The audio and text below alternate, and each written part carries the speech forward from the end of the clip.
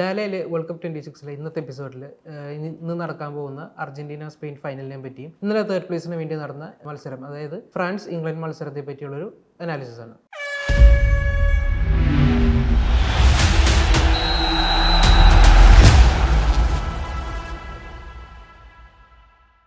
England France മത്സരത്തിലേക്ക് വരുന്നതാണ്. Most entertaining ഒരു മാച്ച് ആയിട്ടാണ് ഈ വേൾഡ് കപ്പ് ടൂർണമെൻറ്റിൽ ഈ ഒരു മാച്ച്. അതായത് ഫ്രാൻസ് 4 ഗോളും ഇംഗ്ലണ്ട് 6 ഗോളും അടിച്ച് ഇംഗ്ലണ്ട് തേർഡ് പ്ലേസിൽ കയറി. എങ്ങനെ കാണുന്ന മാച്ചിനെ പറ്റി? രണ്ട് ടീമിൻ്റെയും സ്റ്റാർട്ടിംഗ് ലെവലിൽ ഒരുപാട് ചേഞ്ചസ് ഉണ്ടായിരുന്നു. ഇപ്പോൾ ഇംഗ്ലണ്ടിൻ്റെ കാര്യം പറയുകയാണെന്നുണ്ടെങ്കിൽ ഹാരി കെയ്ൻ, ജൂഡ് ബെല്ലിംഗാം പോലുള്ള താരങ്ങൾ ഉണ്ടായിരുന്നില്ല. ഫ്രാൻസിൻ്റെ കാര്യത്തിലേക്ക് പറയുകയാണെന്നുണ്ടെങ്കിൽ ഡെംബലെ ഉണ്ടായിരുന്നില്ല, ബാർക്കോള ഉണ്ടായിരുന്നില്ല. ഡിഫൻസിലേക്ക് വരുമ്പോൾ ഇബ്രാഹിമ കൊണാറ്റെയാണ് ഇറങ്ങിയിട്ടുണ്ടായിരുന്നത്. ലൂക്കാസ് ഡീനയ്ക്ക് പകരം തിയോ ഹെർണാണ്ടസ്, ഇങ്ങനെയൊക്കെയാണ് ഉണ്ടായിരുന്നത്. അപ്പോൾ ആ മത്സരം നമ്മൾ കാണുമ്പോൾ എന്താണെന്ന് വെച്ചാൽ യാതൊരു സ്റ്റേക്സും ഇല്ലാത്ത മത്സരമാണ്. എക്സെപ്റ്റ് എംബാപ്പയ്ക്ക് ഒരു ഗോൾഡൻ ബൂട്ട് അല്ലെങ്കിൽ പുതിയ റെക്കോർഡ് ഉണ്ടാക്കുക എന്നുള്ളതിനെക്കാട്ടിലും കൂടുതൽ ഇപ്പോൾ തേർഡ് പ്ലേസ് മെഡലിന് വേണ്ടിയിട്ട് ഈ രാജ്യങ്ങളൊക്കെ എത്രത്തോളം ആഗ്രഹിക്കുന്നു എന്നുള്ള കാര്യം നമുക്ക് പറയാൻ പറ്റില്ല. അവരെ സംബന്ധിച്ചിടത്തോളം ഫൈനലിൽ എത്തുക, വേൾഡ് കപ്പ് മെഡൽ നേടുക, ആ ഒരു സാധനമാണ് അവരുടെ ഒരു ലക്ഷ്യമായിട്ട് വരിക. അപ്പോൾ അതിന് മത്സരത്തിന് മുന്നേ തന്നെ അവർ പ്ലേയേഴ്സ് ആണെങ്കിലും ഇംഗ്ലണ്ടിൻ്റെ കോച്ചാണെങ്കിലും nobody cares about this match അങ്ങനെ രീതിയിലാണ് പറഞ്ഞിട്ടുണ്ടായിരുന്നത്. എന്നിരുന്നാൽ പോലും അങ്ങനെ വരുമ്പോൾ ഒരു സ്റ്റേക്കും ഇല്ലാതെ ആകുമ്പോൾ ഇവർ ഡിഫെൻഡ് ചെയ്യാൻ യാതൊരു ഇൻറ്റൻറ്റും ഇല്ലാതെ ഫുൾ ഓൺ അറ്റാക്ക് മോഡിലായിരുന്നു. അതെ. അപ്പോൾ ഈ ഫസ്റ്റ് ഹാഫിൽ എന്താ വെച്ചാൽ ഇംഗ്ലണ്ടാണ് അത് കൂടുതൽ ചെയ്തത്. ഫ്രാൻസിന് ഒരു ക്ലൂലെസ് പോലെയായിരുന്നു. പ്രത്യേകിച്ച് എംബാപ്പെ പാസ് പോലും ചെയ്യുന്നുണ്ടായിരുന്നില്ല. ഗോൾ അടിച്ച് ഗോൾഡൻ ബൂട്ട് ഉറപ്പിക്കുക എന്നുള്ള രീതിയിൽ കളിക്കണമെന്നാണ് നമുക്ക് തോന്നിയത്. പക്ഷേ എന്നിരുന്നാലും ഇംഗ്ലണ്ട് 4 ഗോൾ അടിച്ച് ഫസ്റ്റ് ഹാഫ് കഴിയുമ്പോൾ 4 ഗോളിന് ഇംഗ്ലണ്ട് ഫ്രണ്ടിലാണ്. അപ്പം തന്നെ പലർക്കും വേണമെങ്കിൽ ഓഫ് ചെയ്തിട്ട് പോകാമെന്നൊക്കെ വിചാരിച്ചിട്ടുണ്ടാവും. എന്നാലൊരു ചുമ്മാ നമുക്ക് വെറുതെ ഇരുന്ന് കാണാൻ പറ്റുന്ന ഒരു മാച്ചല്ലേ പറഞ്ഞാൽ നമ്മൾ തുടർന്നും കാണും. അപ്പോൾ ഈ സെക്കൻഡ് ഹാഫ് മത്സരം തുടങ്ങുമ്പോൾ തന്നെ നേരത്തെ പറഞ്ഞ പോലെ ഒരു 4 സബ്സ്റ്റിറ്റ്യൂഷൻസ് വരികയാണ്. ഇബ്രാഹിമ കൊണാറ്റയ്ക്ക് പകരം ഉപ്പമെക്കാനോ, തിയോ ഹെർണാണ്ടസിന് പകരം ലൂക്കാസ് ഡീനെ, ഡുവയ്ക്ക് പകരം ബാർക്കോല വന്നു, ഷെർക്കിക്ക് പകരം ഡെംബലെ വന്നു. ബ്രസീലിലേക്ക് പറഞ്ഞ പോലെ 7-up പോലെ എന്തെങ്കിലും സംഭവിക്കുന്നുള്ള പേടിയായി ഉണ്ടാവണം. അറ്റാക്കിലേക്ക് പോവുക, ഗോള് വാങ്ങുക. മാത്രമല്ല ഡിഡിയർ ഡെഷാംസിൻ്റെ ഫ്രാൻസ് മാനേജറായിട്ടുള്ള അവസാനത്തെ ഒരു മാച്ച്. അപ്പോൾ അത് വിജയിച്ച് പോകാന്നുള്ളൊരു ആഗ്രഹം എന്തായാലും ഉണ്ടായിട്ടുണ്ടാവും. പക്ഷെ നിങ്ങൾ എങ്ങനെ വേണമെങ്കിലും കളിച്ചോ എന്നുള്ള രീതിയിൽ വിട്ട പോലെയാണ് നമുക്ക് ഫുള്ളായിട്ട് ഫീൽ ചെയ്യില്ല. പക്ഷെ അങ്ങനെ വന്നതിന് ശേഷം ഇംഗ്ലണ്ട് ഫസ്റ്റ് ഹാഫിൽ ചെയ്ത പരിപാടികളൊക്കെ സെക്കൻഡ് ഹാഫിൽ ഫ്രാൻസ് ചെയ്യാൻ തുടങ്ങി. അവർ തുടർത്തോടെ അറ്റാക്ക് ചെയ്യാൻ തുടങ്ങി. എംബാപ്പയ്ക്ക് 2 ഗോൾ കിട്ടി, 1 അസിസ്റ്റ് കിട്ടി. ഇപ്പോഴത്തെ അവസ്ഥയിൽ പറയാൻ പറ്റുന്ന ഒരു കാര്യം എന്താ വെച്ചാൽ എംബാപ്പെ ഒരു ഡിക്റ്റേറ്റർ മാത്രമല്ല, ഇപ്പോൾ അദ്ദേഹം ഒരു കിങ്ങും കൂടെ ആയിരിക്കുകയാണ്. കാരണം എന്താ വെച്ചാൽ ഗോൾഡൻ ബൂട്ട് റേസിൽ ഫസ്റ്റിൽ വന്നു. മാത്രമല്ല വേൾഡ് കപ്പ് ഹിസ്റ്ററിയിൽ ഏറ്റവും കൂടുതൽ ഗോളുകൾ നേടിയ താരമായിട്ട് ഇപ്പോൾ നിലവിൽ നമ്മൾ നേരത്തെ പറഞ്ഞാൽ മെസ്സി 21 ഗോളായിട്ടായിരുന്നു. ഇപ്പോൾ എംബാപ്പെ 22 ഗോൾസ് ആയിട്ട് വേൾഡ് കപ്പ് ടൂർണമെന്റിൽ ഓൾ ടൈം ടോപ്പ് സ്കോറർ ആയിട്ട്. അതെ. അപ്പോൾ അങ്ങനെ ഒരു റെക്കോർഡ് കൂടെ എംബാപ്പയ്ക്ക് സ്വന്തമാക്കാൻ പറ്റി. പിന്നെ മാത്രമല്ല മറ്റൊരു റെക്കോർഡ് എന്ന് പറഞ്ഞാൽ മൈക്കിൾ ഒലീസെ ഒരു ടൂർണമെന്റിൽ വേൾഡ് കപ്പ് ടൂർണമെന്റിൽ ഏറ്റവും കൂടുതൽ അസിസ്റ്റ് കൊടുക്കുന്ന പെലെയുടെ റെക്കോർഡിനെയും മറികടക്കാൻ മൈക്കിൾ ഒലീസിനെ. അതെ, മൈക്കിൾ ഒലീസിക്ക് അതിനെ കൊണ്ട് സാധിച്ചു. അങ്ങനെ ആകെ മൊത്തത്തിൽ ആ മത്സരത്തിൽ 10 ഗോളുകളാണ് വന്നത്. ഈ മത്സരത്തിൽ എനിക്ക് തോന്നുന്നത് ഒരു നഷ്ടം പറ്റിയത് കെയ്നാണ്. കെയ്നെ നമ്മൾ നേരത്തെ പ്രിവ്യൂവിൽ പറഞ്ഞ പോലെ 6 ഗോൾ ഉണ്ടായിരുന്നു. ഒരു ഗോൾഡൻ ബൂട്ടിലേക്ക് ഒരു ഹാട്രിക്ക് വേണമെങ്കിൽ അടിച്ചാൽ ഒരുപക്ഷെ ഗോൾഡൻ ബൂട്ടിലേക്ക് കിട്ടാന്നുള്ള ചാൻസസ് ഉണ്ടായിരുന്നു. കെയ്ൻ ഇറങ്ങിയില്ല, പകരം ബെല്ലിംഗാമാണ് ഇറങ്ങിയത്. പിന്നെ ഇതിൽ വേറെ പറയാമെന്ന് വെച്ചാൽ പ്രീമിയർ ലീഗിലെ പ്ലെയേഴ്സ് ഒന്നും ഗോൾ അടിക്കുന്നില്ല എന്നൊരു വിമർശനം കേൾക്കുന്നുണ്ടായിരുന്നു. പക്ഷെ അതിന് സാക്ക ഹാട്രിക് അടിച്ചു, പിന്നെ റൈസ് ഫസ്റ്റ് ഗോൾ 3-ാമത്തെ മിനിറ്റിൽ അടിച്ചു, റൈസ് അസിസ്റ്റ് കൊടുത്തു. അപ്പോൾ അങ്ങനെ ആ ഒരു പരാതി കൂടി തീർന്നിട്ട് ഒരു മാച്ചാണ്. ഡെഷാംസിന് ശേഷം സിനദീൻ സിദാൻ വരുന്നതോടുകൂടെ ഫ്രാൻസിലൊരു പുതിയ എറ ആരംഭിക്കുകയാണ്. അപ്പോൾ അത് എങ്ങനെയാവുന്നുള്ളത് കണ്ടറിയാം. പക്ഷേ ഇപ്പോഴത്തെ ഒരു അവസ്ഥയിൽ all ice on the final എന്ന് പറയാം. അതായത് അർജന്റീന സ്പെയിൻ ഫൈനൽ കാണാൻ വേണ്ടിയിട്ട് ലോകം മൊത്തം കാത്തിരിക്കുന്ന ഒരു അവസ്ഥയാണ് ഇപ്പോൾ ഉള്ളത്. മുന്നേ പറയുകയാണെന്നുണ്ടെങ്കിൽ ഇതിനു മുമ്പേ ഭയങ്കര ഒരു ചർച്ച ചെയ്യപ്പെട്ട ഒരു ഫോട്ടോയാണ്. അതായത് 5 മാസമുള്ള യമാലിനെ യുണിസെഫിൻ്റെ ഒരു ചാരിറ്റി ഷൂട്ടിന് വേണ്ടി മെസ്സി കുളിപ്പിക്കുന്ന ഒരു ഫോട്ടോയായിട്ട്. അപ്പോൾ യമാല് മാത്രമല്ല, ഈ സ്പെയിൻ ടീമിൽ കളിക്കുന്ന കബാർസി ആണെങ്കിലും ഗവി ആണെന്നുണ്ടെങ്കിലും ഡാനിയൽമോ, യുവാൻ ഗാർസിയ പോലുള്ള പ്ലെയേഴ്സിനെയൊക്കെ ചെറുപ്പം മുതലേ, അതായത് ഇവർ ലമാസിയയിൽ കളിച്ച് വളർന്ന ആൾക്കാരാണ്. അവർ എന്തായാലും മെസ്സിയുടെ ഒരു കളി കണ്ടിട്ടായിരിക്കും കളിച്ച് വളർന്നത്. അപ്പോൾ ആ ഒരു ഇവരുടെ ഒരു ഐഡിയലിന് എതിരെയാണ് ഇവരിന്ന് ഇറങ്ങാൻ പോകുന്നത്.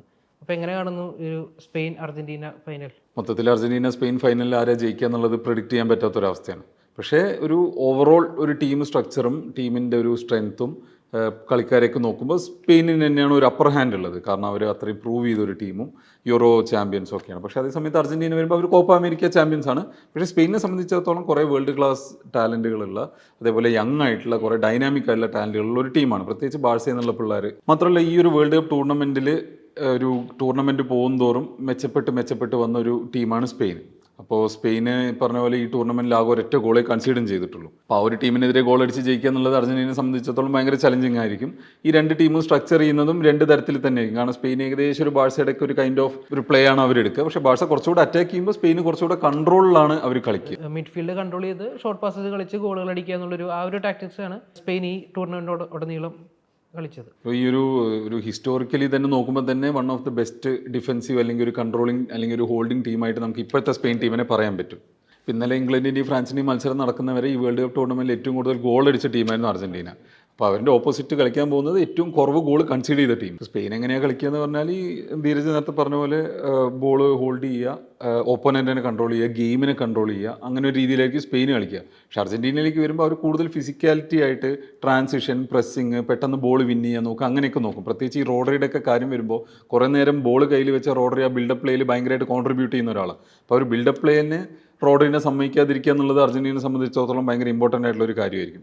അതേപോലെ ലെമീൻ യമാലിനെ പോലൊരു വിങ്ങിലുള്ള ഒരു ഇത്രയും വലിയൊരു ത്രെട്ട് എനിക്ക് തോന്നുന്നു ഈ ടൂർണമെൻറ്റിൽ അർജൻറ്റീന ഇതുവരെ ഫേസ് ചെയ്തിട്ടില്ല. അപ്പോൾ ആ ഒരു ത്രെട്ടിനെയും മറികടക്കുക എന്നുള്ളതും അർജൻറ്റീനയ്ക്ക് ഒരു വലിയൊരു ചലഞ്ചായിരിക്കും. അതിനൊക്കെ എനിക്ക് തോന്നുന്നു ഒരു ഫിസിക്കാലിറ്റി വെച്ചുകൊണ്ട് തന്നെയായിരിക്കും മറികടക്കുക. അതേപോലെ അഗ്രസീവ് ആയിട്ടുള്ള പ്രസ്സിങ് തന്നെയായിരിക്കും.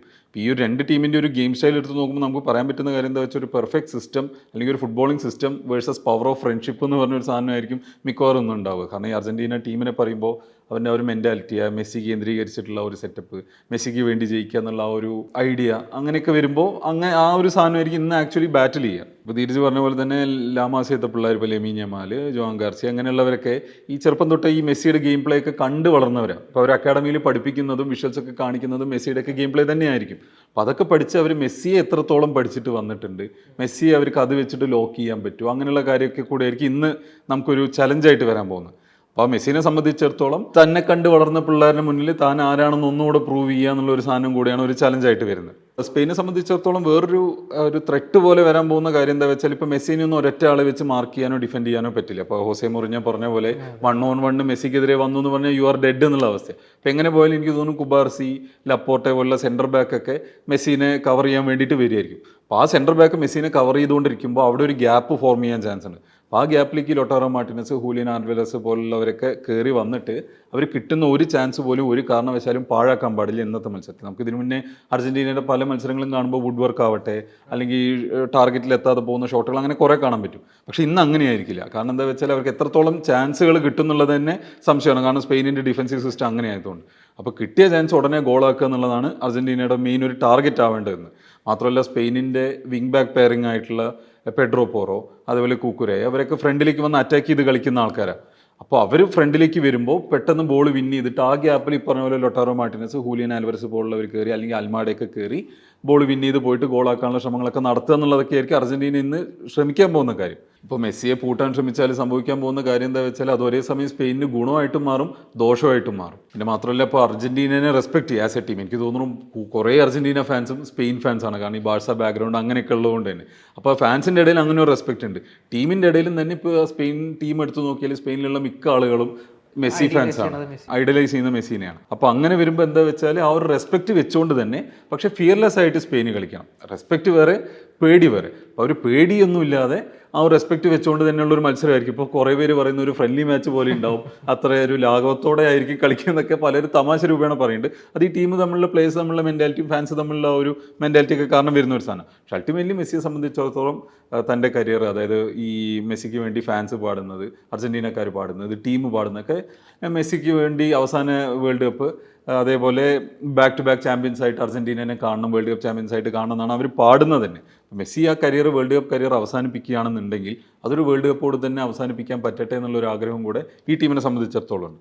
അത് സാക്ഷാത്കരിക്കാൻ പറ്റുമെന്നുള്ളതാണ് മറ്റൊരു കാര്യം. പിന്നെ എനിക്ക് തോന്നുന്നു പലരെ സംബന്ധിച്ചിടത്തോളം, ഇപ്പോൾ പ്ലേയേഴ്സ് ആണെങ്കിലും മെസ്സി ആണെങ്കിലും ഫാൻസ് ആണെങ്കിലും, പ്രത്യേകിച്ച് സ്പെയിനിൽ ബാഴ്സ ടീം സ്ഥിതി ചെയ്തിട്ടുള്ള കാറ്റലോണിയ എന്നുള്ള പ്രദേശത്താണെങ്കിലും കുറേ ആളുകൾക്ക് ഭയങ്കര ഇമോഷണൽ ആയിട്ടുള്ള ഒരു മാച്ച് ആയിരിക്കും ഇന്ന്. ഈ മെസ്സി ആ ഒരു കാറ്റലോണിയൻ കോസിനും ആ ഒരു ഐഡിയോളജിക്കും കൊടുത്തൊരു കോൺട്രിബ്യൂഷൻ ഉണ്ട് ഈ ബാഴ്സയിൽ നിന്നിട്ടുള്ള കാലം കൊണ്ട്. അതുകൊണ്ട് തന്നെ സ്പെയിനിൻ്റെ ഉള്ളിൽ, കാറ്റലോണിയൻ്റെ ഉള്ളിലുള്ള ആളുകൾ തന്നെ എനിക്ക് തോന്നുന്നു മിക്കവാറും കുറേ പേര് ഇന്ന് മെസ്സി കപ്പെടുക്കട്ടെ എന്ന് ആഗ്രഹിക്കുന്ന ആൾക്കാരായിരിക്കും. അപ്പോൾ അതിങ്ങനെ ഒരു ഇമോഷണൽ സാധനം കൂടി ഇതിലേക്ക് വരുന്നുണ്ട്. മെസ്സിയെ സംബന്ധിച്ച് മെസ്സിക്ക് വേണമെങ്കിൽ ഒരു സ്പെയിനിൽ കളിക്കാനുള്ള ഓപ്പർച്യൂണിറ്റീസ് ഒക്കെ ഉണ്ടായതാണ്. പക്ഷേ അർജന്റീന തന്നെ ഒരു ജനിച്ച രാജ്യത്തിനെ മെസ്സി ചൂസ് ചെയ്യാനുണ്ടായിരുന്നത്. അതെ, സ്പെയിനെ സംബന്ധിച്ചിടത്തോളം നിലവിൽ ഒരു ഇന്റർനാഷണൽ ഫുട്ബോൾ സീനിൽ ഒരു ആബ്സല്യൂട്ട് ഡോമിനേഷൻ നടക്കുന്ന സമയം. കാരണം അവർ കറന്റ് യൂറോ ചാമ്പ്യൻസ് ആണ്. അതിനൊപ്പം തന്നെ അവർ പാരീസ് 2024 ഒളിമ്പിക് ഗെയിംസിലത്തെ ഗോൾഡ് മെഡലിസ്റ്റുകളുമാണ്. അപ്പോൾ ഈ ഗോൾഡ് മെഡലിസ്റ്റ് അവിടെ ഒരു ഏജ് പ്രശ്നമുണ്ട്, ഇത്ര ഏജിന്റെ താഴെയുള്ളവരെ അതെ കളിക്കാൻ പാടുന്നുണ്ടെങ്കിലും ഇപ്പോൾ ഈ സ്പെയിൻ ടീമിൽ കളിക്കുന്ന 5 പേര് ആ ടീമിൽ കളിച്ചത്, ഇപ്പോൾ കുബാർസി അടക്കം അലക്സ് ബേനി അടക്കം ഒക്കെ ആ ടീമിലുണ്ടായിരുന്നതാണ്. അപ്പോൾ ആ ഒരു മെഡലും ജയിച്ചിട്ട് വന്നിരിക്കുക. പിന്നെ മാത്രമല്ല ഈ വിമൻ ടീമും അവരാണ് ഇപ്പോൾ കറന്റ് വേൾഡ് ചാമ്പ്യൻസ് സ്പെയിനിൻ്റെ. പിന്നെ കഴിഞ്ഞ ആഴ്ച സ്പെയിനിൻ്റെ അണ്ടർ-19 ടീം യൂറോപ്യൻ ചാമ്പ്യൻഷിപ്പ് ജയിക്കുകയും ചെയ്തു. അതിൽ അവർ ഒരു ഗോൾ പോലും കൺസീഡ് ചെയ്യാതെയാണ് ജയിച്ചിരിക്കുന്നത്. ടോട്ടൽ 19 ഗോളുകൾ അടിക്കുകയും ചെയ്ത ടീമാണ്. അപ്പോൾ ഇന്നത്തെ ഫൈനലിൽ സ്പെയിന് ജയിക്കുകയാണെന്നുണ്ടെങ്കിൽ അവരൊരു 38 ഗെയിംസ് അൺബീറ്റൻ സ്ട്രീക്കിലേക്കായിരിക്കും വരിക. അപ്പോൾ ആ ഒരു അൺബീറ്റൻ സ്ട്രീക്ക് ഒരു യൂറോപ്യൻ നാഷന് ഇതുവരെ ഉണ്ടായിട്ടില്ല. അപ്പോൾ അങ്ങനെ ഒരു പുതിയൊരു ഹിസ്റ്ററി കൂടെ സ്പെയിനിൽ നിന്ന് ഉണ്ടാക്കാൻ പറ്റും. ഇന്നൊരു വേൾഡ് കപ്പും കൂടെ കിട്ടിയെന്ന് പറഞ്ഞാൽ ആകെ മൊത്തത്തിൽ ഒരു സ്പെയിൻ ഡോമിനേഷൻ തന്നെയായിട്ട് മാറും. അപ്പോൾ അതിനെയും കൂടെ മറികടക്കാൻ പറ്റുമോ അർജന്റീനയ്ക്ക് എന്നുള്ളതാണ് കാണേണ്ട ഒരു കാര്യം. ഇതിൽ വേറൊരു സംഭവം എന്താ വെച്ചാൽ EA സ്പോർട്സിൻ്റെ പ്രഡിക്ഷനാണ്. EA സ്പോർട്സ് എല്ലാ 2010 തൊട്ട് കൃത്യമായിട്ട് പ്രഡിക്റ്റ് ചെയ്ത് വരുന്ന ഒരു സംഭവമാണ്.